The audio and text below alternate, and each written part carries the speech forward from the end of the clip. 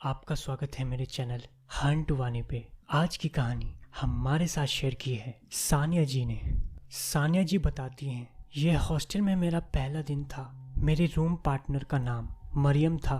मरियम एक अमीर परिवार से संबंध रखती थी। यही कारण था कि वो बहुत स्टाइल में रहती थी। उसने बहुत सारे महंगे सामानों के साथ हॉस्टल का कमरा सजाया हुआ था। वैसे तो वो हॉस्टल वेल मेंटेन्ड था। मेरा एडमिशन स्कॉलरशिप पर आधारित था। यहाँ 11 बज चुके थे। मरियम ईयरफोन पर अंग्रेजी गाने सुन रही थी, क्योंकि कुछ क्षणों के बाद ही वह अंग्रेजी शब्दों को गा भी रही थी। यहाँ मेरा क्लास का पहला दिन आया, इसलिए मैं थोड़ा डर गई थी और अनकंफर्टेबल फील कर रही थी। माइंड रिफ्रेश करने के लिए मैंने किताबें पढ़ना शुरू किया और मुझे पता ही नहीं चला कि मैं कब सो गई। मैं गहरी नींद में थी। तभी अचानक मुझे एक कांच टूटने की तेज आवाज सुनाई दी और मैं उठी। मैं एक तरफ गई। मैंने मरियम को देखा, वो सो रही थी। मुझे लगा कि यह मेरा भ्रम है, इसलिए मैं फिर से सोने की कोशिश करने लगी। लेकिन कुछ ही मिनटों में दोबारा मुझे कांच के टूटने की तेज आवाज सुनाई दी। मैं डर गई और फिर से जाग गई। मरियम बहुत ही डरावने तरीके से सो रही थी, इसीलिए मैंने उसका चेहरा नहीं देखा। मैं समझ गई कि वह मुझे डराने की कोशिश कर रही है। मैंने उसका नाम पुकारा और उसे जगाया। मरियम, मुझे पता है तू मुझे डरा रही है। मरियम एकदम से उठी और मेरी तरफ गुस्से से देखने लगी। वो मुझे अपने साथ चलने के लिए बुला रही थी, मानो उसे मुझे कुछ दिखाना है। अब मुझे थोड़ा थोड़ा डर लगने लगा था। मैंने ध्यान से देखा तो हॉस्टल में एक भी स्टूडेंट नहीं था।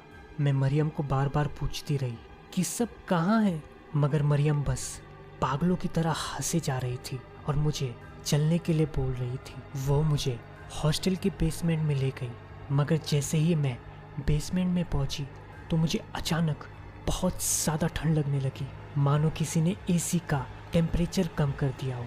मरियम डरावनी तरीके से मुझे एक संदूक दिखाने की कोशिश कर रही थी। मैं जैसे ही संदूक के पास गई तो मुझे लगा कि मेरे पीछे कोई है। मैंने अचानक पीछे मुड़ के देखा तो वहाँ कोई नहीं था।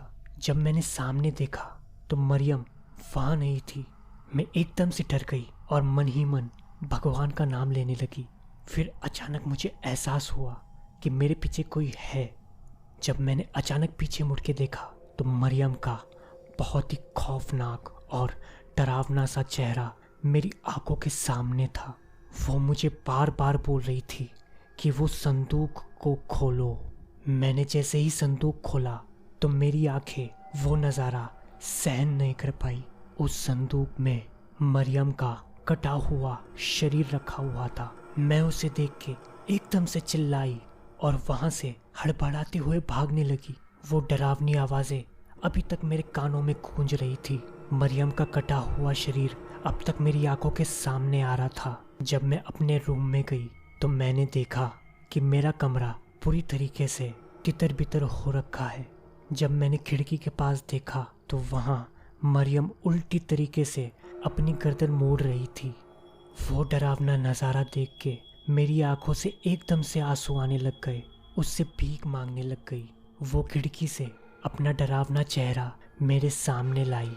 मेरा तो वैसे भी रो रो के पूरा हाल हो चुका था। वो बहुत डरावनी तरीके से हंसे जा रही थी, बस हंसे ही जा रही थी।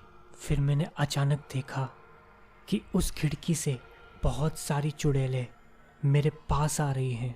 तभी मरियम मेरी चोटी पकड़ती है और मुझे जान से मार देती है और अचानक मैं बिस्तर से चिल्लाते हुए उठती हूँ। मैं पागलों की तरह लोगों से पूछती रही कि मरियम कहाँ है, मरियम कहाँ है, मगर सब मुझे यही बोल रहे थे कि वो तो 2 साल पहले ही मर चुकी है। मैं भागते हुए उसके कमरे में गई तो मैंने देखा उसके कमरे में कोई नहीं था। उसका कमरा पूरी तरीके से जालियों से भरा हुआ था। वो देखकर मुझे कुछ समझ में नहीं आया और तभी वहाँ के वॉचमैन अंकल आते हैं और मुझे चिल्लाने लगते हैं कि इस दरवाजे को बंद करो। मैं उनसे पूछती हूँ कि क्यों अंकल, ऐसा क्या है इस रूम में? तो वो डरते डरते बोलते हैं मौत। मगर हर रात मुझे मरियम का सपना आता था। वो मुझे बहुत ज़्यादा डराती थी। इन सब से मैं बहुत ज़्यादा परेशान हो गई थी। मैंने अपने पेरेंट्स को बोला और मैंने कहा कि मैं घर पे ही स्टडी करूँगी और मैं अपने घर चली जाती हूँ। मगर मैं आज भी सोचती हूँ कि वो सब क्या था, मेरा सपना या सच में मरियम ने मेरी जान लेने की कोशिश की थी।